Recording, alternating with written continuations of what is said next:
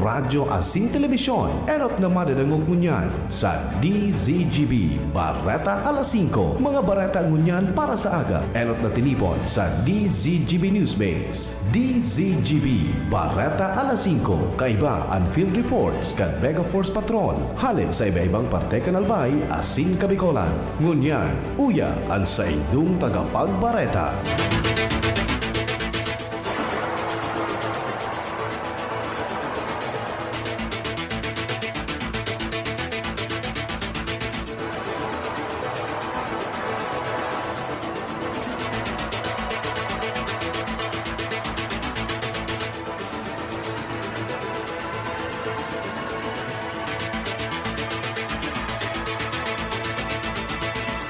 Maray na hapon sa pangaran po kang News Base asin kan Mega Force Patrol. Ako po ang sa indong magiging tagapaghatod bareta, si Pio Fernandez. Enot sa detalyas kan mga bareta sa lado lokal. Nasa linya si Chief Jimmy Nasalita. Chief Jimmy, marhay na hapon. Please go ahead. Good soldier. Ang description ni 3rd DPWH District Engineer Cornelio Relativo kung saan nagluluwas ang pangaran ni DPWH 2nd District District Engineer Warren Azotea na posibilidad didestino digdi sa 3rd Engineering District. Kaso bago, bilang reaksyon, sinabi ni District Engineer Relativo, puro barita pamansana ang siring na bagay, alagad ko na sa kaso magkatotoo, dahil man siya nin maginibo, dahil man sa iyanin problema, kundi ang magsunod. Sangon yan, dahil pa manin opisyal ang DPWH ang nagsasabi o nag-aabiso sa saya na magin o kaya nag-i-informar sa saya na siya sa salidahan imagin official communication na nagsasabing ibabalyo sa resibi ni na manungod sa siring na informasyon. Sangon yan, naghahalat sana i-abiso ang presenting district engineer kan DPWH digdi sa Tercer Distrito kan Albay. Mga dagdag na balita, Jimmy Nasalita, DCGB News. Ang baretang ini hatod sa Indukan. Plemex. Pag may ubo o hika, Plemex agad. Basta lagundi, Plemex. Thank you so much, Chief Jimmy.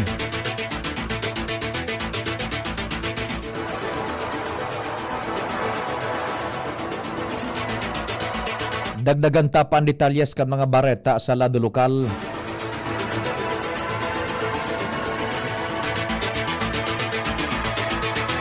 Nasa linya si kumpadreng Alar Mario. Pading Al, Diyos marhay na hapon. Please go ahead, man. Big diskarga na kan DPWH kontraktor ang kadakol na mga poste digdi sa sitio Tagongtong Taysan para gapon sa mga solar street lights pasiring sa southern part kan Legazpi. Iyon na ini ang nabigsasabi ni ako Bicol Executive Director, incoming Congressman ngunyan Mayor Attorney Pido Garbin Jr. Nasa royan kan sa indang priority sa mga barangay para tipid na sa kuryente dahil na makadagdag sa gamat kan Aleco, mga solar street lights na ang pinag-promoter sa mga barangay na yun ang yan ang bagong uso. May mga barangay na igwa naman kay ni alagad kadakol pa ang gusto man maliwanagan na sa indang tinampo. Kaya sa pagi kan DPWH na yun ang implementing agency, igiluay-luay na ining implementar lalong-lalo na digdi sa mga rarayong barangay.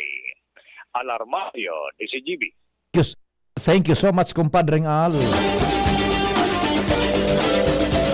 Diretso kita kan informasyon lokal. Nasa linya man si Joshua Bino. Joshua, marhay na hapon. Please go ahead, man. Aprobado kan mga membros kan Sanggunang Bayan kan Albay sa sesyon niya na pagkahapon ang ordinansang ipinagbubusol ni Consul Attorney Joey Marceliana. Iyo ang gibuhon o kaya ideklarar ang Cagsawa Ruins bilang premier landmark kan Albay. Ang ordinansang ini in particular iyo an ordinance declaring the Cagsawa Ruins as premier landmark in the municipality of Daraga, appropriating funds thereof and for other purposes sa paagi kan ordinansang ini, mas mapapadali naman ang pagtatao o pagbugtak pag-aalokar din pondo para sa development, pagpapakarahay, pagpapagayon, kantyag sa waruways na ang saro sa pinaka-pigdudurman na pasyaran digdi sa Daraga Albay. Susog sa proseso, aprobado ini kan mga membros kan Sanggo ng Bayan kan Daraga Albay, maagi man ini para pirmahan kan alkalde sa paagi ni Mayor John G. Ausian, asin i-review man kan Sanggo ni ang panlalawigan. Dagdag na bareta, Josh Fabino, DCGB. Thank you so much, Joshua.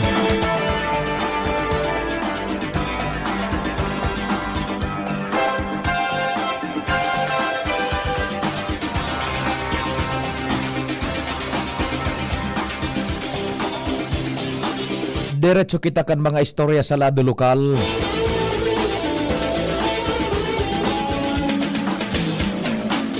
Dumang kita sa Premier Distrito kan Albay. Nasa linya si kumpadreng Jomar Bien. Pading Jomar, marhay na hapon. Please go ahead, man. Salamat pa din Pio. Posibleng may magbutuang dakulang industriya digdi sa syudad kan tabako sa mga masunodal daw. Ini iyuan posibleng gibuhan o pabrikan nin mga asin. Ini matapos na nagahagad ngunyan nin permiso si Mayor Crisel Agman sa sangguniang panglungsod na tugutan siya na makapaglaog sa sarong agreement entre sa lokal na gobyerno kan tabako asin sa Bureau of Fisheries and Aquatic Resources sa BIFA, Regional Office Number 5, tangani na makapag-develop ang naunang bitan na opisina kang gobyerno nin Salt Industry Project digdi sa syudad kan tabako. Ang target na lugar na bubugtakan kay ni kun malawos iyuan sa barangay Bacolod kan Tabaco City. Yan ang report, Jomar Bien, DCGB. Thank you so much, kumpadreng Jomar.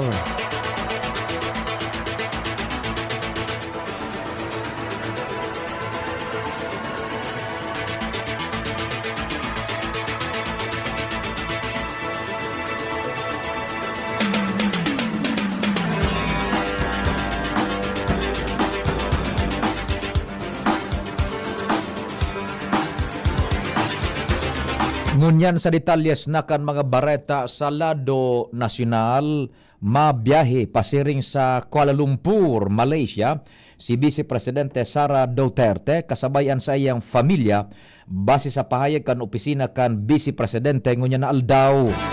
Sigun sa despatsos, naka-schedule na mag-atindir ning Independence Day celebration ang Vice Presidente asin OVP program consultations kasabay ang overseas Filipino workers sa Hunyo 12. Mentras na daipang pinagpaluwas na pahayag ang opisina kan Vice Presidente manungod sa impeachment trial ni Duterte nagigibuhon sa aga Hunyo 11. Enot ng sinabi kan defense team ni Duterte na nakapreparar sindang hampangon ang gabos na warang basihan na alegasyones kontra sa Vice Presidente. Mientras tanto, ipigukonsiderar kan Kamara de Representantes na sarong welcome development ang panunumpa ni Senate President Francis Cheese Escudero bilang presiding officer sa impeachment trial laban kay Vice Presidente Sara Duterte. Ginibe ni House spokesperson Princess Abante ang pahayag sa sarong konferensya kasubagong pagkaaga. Matatandaan Lunes ning banggi Hunyo 9, opisyal nang nanumpa ang liderato kan Senado bilang presiding officer sa impeachment trial. Tinaawan doon kan House official na ipigtaong kwenta na sa diskresyon kang Senado ang desisyon sa impeachment case laban sa Vice Presidente na si Sara Duterte. Mientras tanto, formal nang hinagad kan ICC, Office of Public Counsel for Victims o OPCV, na maibasura ang kahagadan kan defense team ni dating Presidente Rodrigo Duterte sa jurisdiksyon kan tribunal sa kaso kan dating Presidente. Sa 27 pahinang dokumentos na may petsang Hunyo 9, hinagad ni Principal Counsel Paulina Mazida na naibugtak para maging representante sa mga posibleng biktima na ibasura ang claims kan kampo ni dating Presidente Duterte. tinukar kan council ang 38 pahinang dokumento na igong petsang May 1 na mina-question sa jurisdiction kan ICC in connection sa pag-arestar sa dating presidente para sa crimes against humanity may kinaaraman sa war on drugs. Ini ang ginamit naman kan kampo kan dating presidente tanganing iapilar na palibrehon sa pinaghampang na kaso.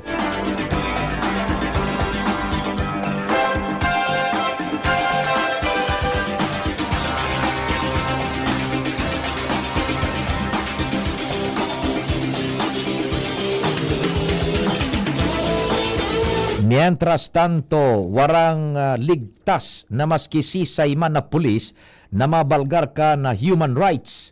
Inian patanid ni Philippine National Police Chief General Nicolas Torre III kung saan siniguro man niya napapanimbagon ang mga abusadong pulis. Segun kay Torre, malinaw ang regulasyon kan PNP na ang sisay man na mabalgar sa mga leyes, lalo na ang katakod sa diretsong pangtawo, da ipapalampason. Dagdag pa ni Torre, mantang piga-aksyonan kan pulis ang mga reklamo kan publiko, may nakabantay man na Commission on Human Rights na magsisiguro na da ipinag-aabuso ang kapangyarihan kan mga otoridad. Magigirumduman na nagbisita si Torre sa CHR kaso hapon tanganing makipagkoordinar sa ahensya sa pagbubusol kan diretsos na pangtawo.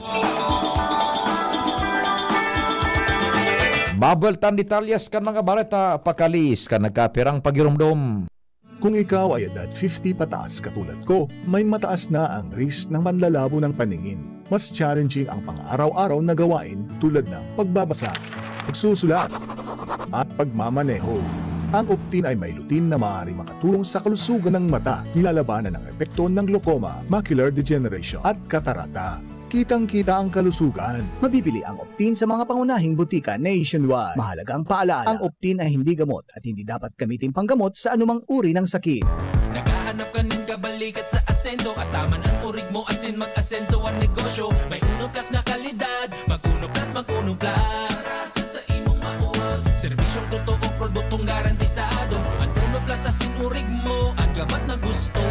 Uno Plus matabang sa imo. May Uno Plus na kalidad, mag-Uno Plus, mag-Uno Plus. Asa sa imong mauwag. Sa Uno Plus, kalidad na masasarigan mo, serbisyong swak sa imo. Magbisita sana sa Uno Plus Facebook page. Dimples Romana po, tinatanggap ang award for Best Supporting Nanay. Ang suporta ko sa pagbibigay ginhawa, Generica Drugstore. May maalagang pharmacist, mabibigyan ka ng alternative generics na singbisa ng branded sa presyong abot kaya. Up to 85% ang matitipid. May libreng konsulta pa with partner doctors. Tara na sa Generica Drugstore. Suporta natin sa ginhawa. Ginhawang Generica. If symptoms persist, consult your doctor. Tayong mga ina may suporta sa ginhawa, Generica Drugstore. Dimples Romana po para sa ginhawang Generica. Birit na sana kaso parang may gumagasgas. Ganyan ang ubong may plemang mahirap ilabas. Mag-Plemex Forte Syrup. Gawa sa natural na lagundi. Tinutunaw ang plema. Pinipigil ang ubo. Ramdam ang hagod ng ginhawa. Sing your heart out. Basta lagundi, Plemex. Mabibili ang Plemex Forte Syrup 60 ml at 120 ml sa mga pangunahing butika nationwide. Vitex Nagundo L is a generic name of Plemex Forte. If symptoms persist, consult your doctor.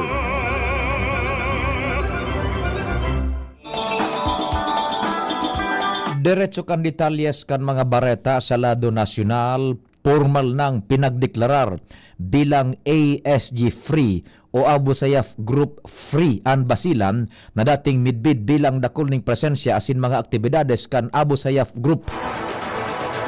Ang deklarasyon ginibo matapos ang seremonyas na pinag-atindiran ni OPA-PRU Secretary Carlito Galvez Jr., Special Assistant to the President Antonio Lagdameo Jr., asin Basilan Governor Jim Hataman. Sigun kay Galvez, ang deklarasyon kan Basilan sarong importanteng lakdang para sa katrangkiluhan kan probinsya. Mientras tanto, ipigbubusol kan Land Transportation Franchising and Regulatory Board o LTFRB ang propresto para sa Drivers Academy dahil sa makahadit na paglangkaw kan kaso nin aksidente sa mga tinampo sa bilog na Pilipinas. Pigbabasol kan transportation officials asin mga eksperto ang bako magayon na pag-uugali kan tawo sa pagmaneho, kakulangan ning formal retraining asin da pagsunod sa regulasyones na dahilan kan road crash incidents. Dagdag pa kaini ang kawaaran nin magkakanigong edukasyon para sa mga driver kan public utility vehicles asin nagmamaneho na dai ipinairarom sa tamang pag-iensayo. Sa pagbilog kan National Drivers Academy, matatawan ng regular na edukasyon ang mga PUV drivers.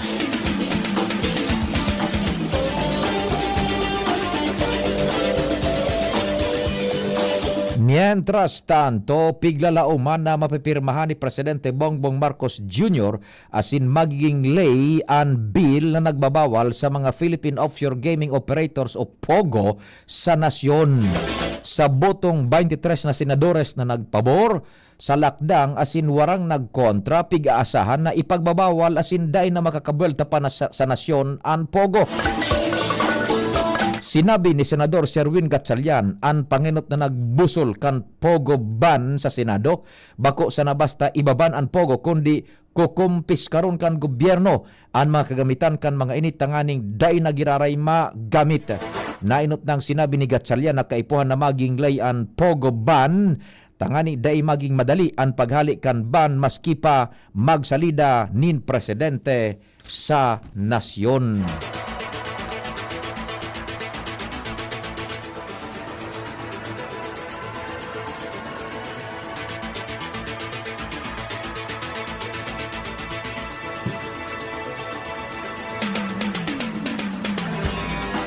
Mientras tanto, dapat na magkaigoning konsultasyon bago ipautob ang 200 pesos na dagdag sweldo kan mga minimum wage earners. Ini ang hagad kan business group na Management Association of the Philippines kung saan, sigun kay MAP President Alfredo Panlilio, dapat na day paghidalion kan gobyerno asin hilingon mo na ang magiging efekto kay ni sa ekonomiya.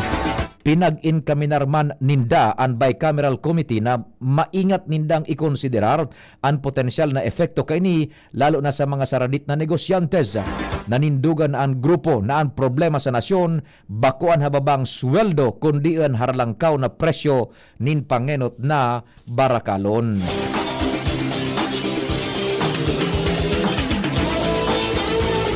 Sa iba pang bareta, pinag-alerto kan Philippine Coast Guard ang deployable response groups bilang pagpreparar sa mga posibleng efekto kan makukusog na pag-uran asin pagbaha sa panahon kan tag-uran.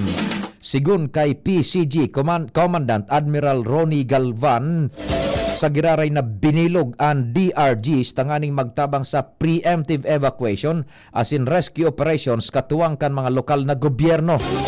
Pinahigpit man kan PCG ang pagbabantay sa mga baybayon tangani pagirumdumon ang mga parasira na maglikay mo ng magpalawod lalo na kung maraot ang panahon.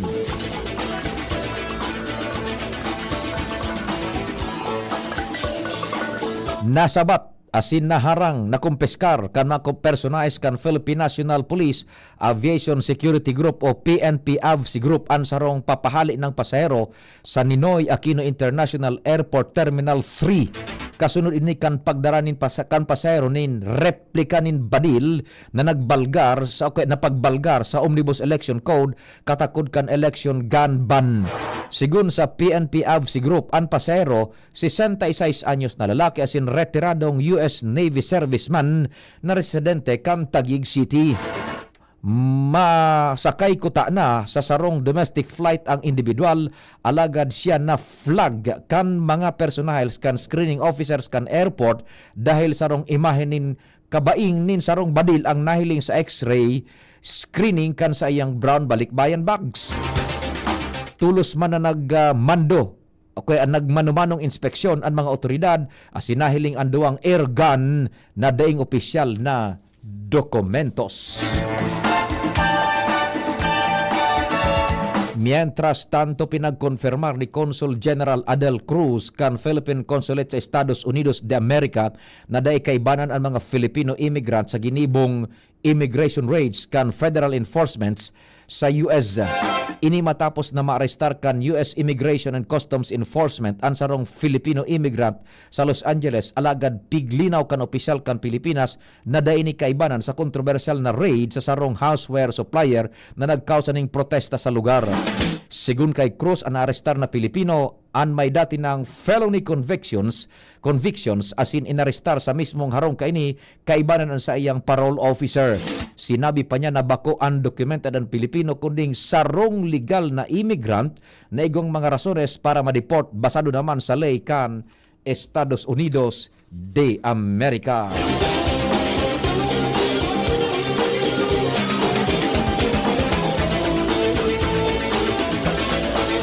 Pino na nang magpadara kan Metropolitan Manila Development Authority o MMDA nin mga notices of violation sa mga nadakop asin na patunay na nagbalgar sa No Contact Operation Policy o NCAP. Ipinadara ini kan MMDA Motorcycle Unit sa mga address na nakarehistro sa behikulo na naka-star sa Metro Manila kung saan basado ini sa records kan Land Transportation Office. Mentras naan may mga address sa luwas kan National Capital Region, ipinadaraman sa paagi kan Correo basado man giraray sa records kan ahensya. Matatanda na sinabi kan MMDA na nag-abot sa sobra sa 8,000 ang nairehistrong nadakop kan NCAP, poon kan ini ipautob kan Mayo 26 sa sinag-abot sana sa 4,000 ang konfirmadong nadakop. Siniguro man kan MMDA na nag-agi sa manual review as in verification ang mga nalitratuhan kan kamera tangan imasiguro na tama ang mga nadakop kaini basado sa ginibong pagre-review kan mga nagbalgar kan ley kan trafiko. Ultimong detalyes kan Barreta, ipinaluwas na kan Department of Budget and Management o DBM ang fundo na nagkakantidad nin 1.3 bilyones de pesos para sa pagpapalawig pa kan electronic gates o e-gates project sa mga mayor na ereperto kan nasyon.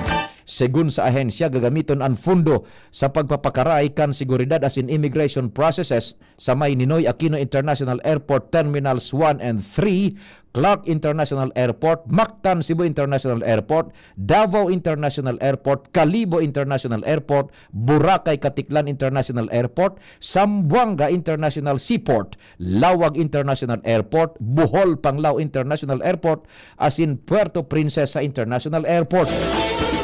Ipinahayag ni Budget Secretary Amina Pangandaman ng pagpaluwas kan alokasyon para sa e-gates project iyuan para mautuban kasuguan ni Presidente Ferdinand Marcos Jr. na pagtaunin kaginhawaan sa mga biyaheros, mapalokal man o dayuhan asin mabawasan naman ang halabang linya sa immigration counters. Sa pangarang ka nagsururat kan informasyon sa pangenot ni News Director Mardela, Jen Matthew Balyaran, Nicole Ann Gloriani, Mega Force Patrol, Chief Tech Ramil sa Main Control and sa IT, ako po si Pio Fernandez. Salamat kan sa inyong pagantabay. Mahal na Diyos ang magbantay. Ubo ng anak, nakababahala, baka plema. Para dyan, Plemex for Kids ang pambato ko. Ang Plemex for Kids ay gawa sa lagundi. Tinutunaw at pinalalabas ang plema. Ginhawa para sa bata, peace of mind para kay mommy.